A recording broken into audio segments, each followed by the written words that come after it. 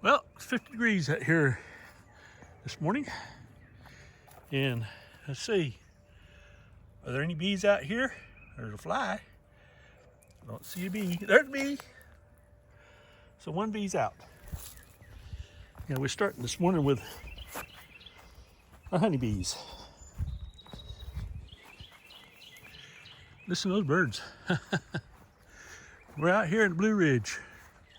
That maple looks like it's just about done, ready to leaf out. Red maple, that is. I'm sure there's still a few blooms on it that the bees are after, but forsythia is doing what it's been doing. The blueberries starting to come out. And I have come over here and take a look at these bees. Oh, yep, there's a couple out. It's not quite there yet.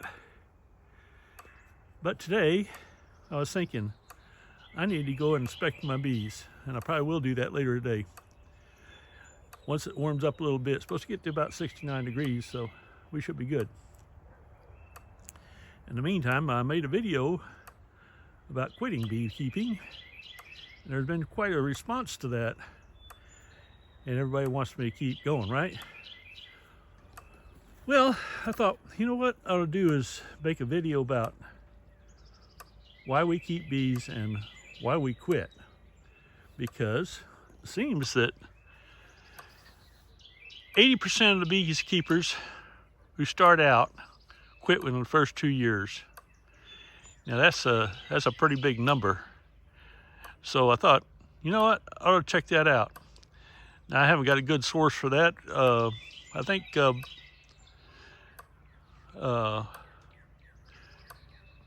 maybe I'll be able to find some, but there's several places that say 80% stop. But I want to find something that's good and make sure that I'm talking about somebody that knows what they're talking about.